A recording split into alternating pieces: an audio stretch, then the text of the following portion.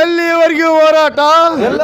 ಕರ್ನಾಟಕ ರಕ್ಷಣಾ ವೇದಿಕೆ ಪ್ರವೀಣ್ ಶೆಟ್ಟಿ ಬಣ ಹರಿಹರ ತಾಲೂಕು ಘಟಕದ ವತಿಯಿಂದ ಕಳ್ಳಸಂತೆಯಲ್ಲಿ ಅನ್ನಭಾಗ್ಯ ಅಕ್ಕಿ ಮಾರಾಟಗಾರರನ್ನು ಗಡೀಪಾರು ಮಾಡುವಂತೆ ಮಾನ್ಯ ತಾಲೂಕು ದಂಡಾಧಿಕಾರಿಗಳಿಗೆ ಮನವಿ ಸಲ್ಲಿಸಲಾಯಿತು. ಮಾನ್ಯ ಮುಖ್ಯಮಂತ್ರಿಗಳು ರಾಜ್ಯದಲ್ಲಿ ಯಾವೊಬ್ಬ ಬಡವನು ಹಸಿದು ಮಲಗಬಾರದು, ಅನ್ನಭಾಗ್ಯ ಯೋಜನೆ ಅಡಿ ಬಿಪಿಎಲ್ ಕಾರ್ಡ್ ಇರುವ ಪ್ರತಿಯೊಬ್ಬರಿಗೂ ಉಚಿತ ಅಕ್ಕಿಯನ್ನು ನೀಡುತ್ತಿದ್ದಾರೆ. ಆದರೆ ಕೆಲವರು ದಂಧೆಯನ್ನಾಗಿ ಮಾಡಿಕೊಂಡು ಅದನ್ನು ಪ್ರಶ್ನಿಸುವ ಅಧಿಕಾರಿಗಳು ಹಾಗೂ ಪತ್ರಕರ್ತರ ಮೇಲೆ ಹಲ್ಲೆ ನಡೆಸುತ್ತಾರೆ.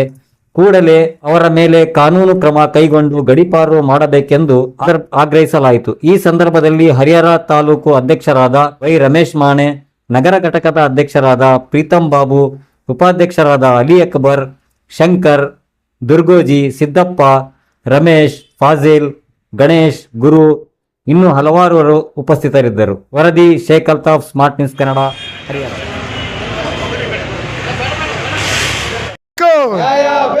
ಬೇಕೇ ಬೇಕು. ಎಲ್ಲಿವರೆಗೂ ಹೋರಾಟ. ಕನ್ನಡದ ಅಭಿಮಾನಿಗಳೇ, ಇವತ್ತು ಹರಿಹರದಲ್ಲಿ ನಿರಂತರ ಅಧಿಕಾರಿಗಳ ಮೇಲೆ ಹಲ್ಲೆಯನ್ನು ನಡೀತಿದೆ. ತಕ್ಷಣ ಸಂಬಂಧಪಟ್ಟ ಅಧಿಕಾರಿಗಳನ್ನು ಇದು ಕಾಳಸಂತೆಯ ಕೋರರನ್ನು ತಕ್ಷಣವೇ ಅವರಿಗೆ ಗಡೀಪಾರು ಮಾಡಬೇಕು. ಯಾಕಂದರೆ ಸರ್ಕಾರ ಅನ್ನಭಾಗ್ಯವನ್ನು ಬಡವರಿಗೋಸ್ಕರ ಅಕ್ಕಿಯನ್ನು ಕೊಟ್ಟರೆ ಈ ಸಂತೆದಾರರು ಅವರನ್ನು ಈ ದಂಧೆಯನ್ನು ನಡೆಸ್ತಿದ್ದಾರೆ. ಮಾನ್ಯ ತಹಸೀಲ್ದಾರರು ಕೂಡ ತಕ್ಷಣವೇ ಅವ್ರನ್ನ ಗಡೀಪಾರು ಮಾಡಬೇಕಂತೇಳಿ ಕರ್ನಾಟಕ ರಕ್ಷಣಾ ವೇದಿಕೆ ಯಾವಾಗಲೂ ಒತ್ತಾಯ ಮಾಡುತ್ತೆ. ದಯಮಾಡಿ ಹೇಳ್ತಿದ್ದೀನಿ, ಇದು ಪತ್ರಕರ್ತರ ಮೇಲೂ ಹಲ್ಲೆ ಮಾಡ್ತಾರೆ, ಮತ್ತು ಸಾರ್ವಜನಿಕರ ಮೇಲೆ ಹಲ್ಲೆ ಮಾಡ್ತಾರೆ, ಮತ್ತು ಇಲ್ಲಿ ಫುಡ್ ಇನ್ಸ್ಪೆಕ್ಟ್ರು ನಜರುಲ್ಲಾ ಸರ್ ಕೂಡ ಅವ್ರ ಮೇಲೆ ಹಲ್ಲೆ ಮಾಡಿದ್ದಾರೆ.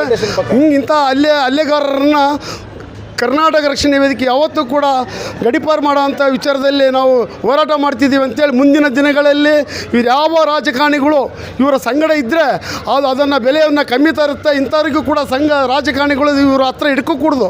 ಇಂಥವ್ರನ್ನ ರಾಜಕೀಯ ಹೆಸರು ಹೇಳಿ ತಮ್ಮ ಬ್ಯಾಳಿಗಳನ್ನು ಬೆಳೆಸ್ಕೊಳ್ಳೋಂಥ ಕಾಲ ಅವರು ಇದು ದುರುಪಯೋಗ ಪಡಿಸ್ಕೊಂತಿದ್ದಾರೆ ಅಂತೇಳಿ ಕರ್ನಾಟಕ ರಕ್ಷಣಾ ವೇದಿಕೆ ಯಾವತ್ತೂ ಕೂಡ ಖಂಡನೆ ಮಾಡ್ತಿದೆ ಅಂತೇಳಿ ಬೇಕೇ ಬೇಕು. ಆತ್ಮೀಯರೇ, ಏನು ಈ ಒಂದು ಅಕ್ರಮ ಅಕ್ಕಿಯನ್ನು ದಂಧೆಯನ್ನು ಮಾಡಿಸ್ಕೊಂಡಂಥವ್ರು ಇವತ್ತೇನು ಅಧಿಕಾರಿಗಳ ಮೇಲೆ ಮತ್ತು ಪತ್ರಕರ್ತರ ಮೇಲೆ ಹಲ್ಲೆಯನ್ನು ಮಾಡ್ತಾಯಿದ್ದಾರೆ. ಯಾಕಂತಂದರೆ ಇವತ್ತು ಮಾನ್ಯ ಮುಖ್ಯಮಂತ್ರಿಗಳೇನು ಇವತ್ತು ಬಡವರಿಗೋಸ್ಕರ ಈ ಒಂದು ಅಕ್ಕಿಯನ್ನು ಕೊಟ್ಟಿರೋವಂಥದ್ದು. ಅಂಥ ಅಕ್ಕಿಯನ್ನು ಇವತ್ತೇನು ಬಂಡವಾಳ ಆಗಿಸ್ಕೊಂಡು ಕೆಲವೊಬ್ಬರು ದಂಧೆಯನ್ನಾಗಿ ಮಾಡಿಕೊಂಡು ಇವತ್ತು ಯಾರಾದ್ರನ್ನು ಪ್ರಶ್ನೆ ಮಾಡೋಕೆ ಹೋದರೆ ಅಲ್ಲೇ ಮಾಡುವಂಥದ್ದು ಇಂಥ ಒಂದು ಘಟನೆ ಅಂತಕ್ಕಂಥದ್ದು ನಾವು ನಿನ್ನೆ ನೋಡಿದ್ವಿ. ಮಾನ್ಯ ಏನು ಇವತ್ತು ಫುಡ್ ಇನ್ಸ್ಪೆಕ್ಟರ್ ನಸರುಲ್ಲಾ ಸಾಹೇಬ್ ಮೇಲೆ ಹಲ್ಲೆ ಆಗಿರೋವಂಥದ್ದು.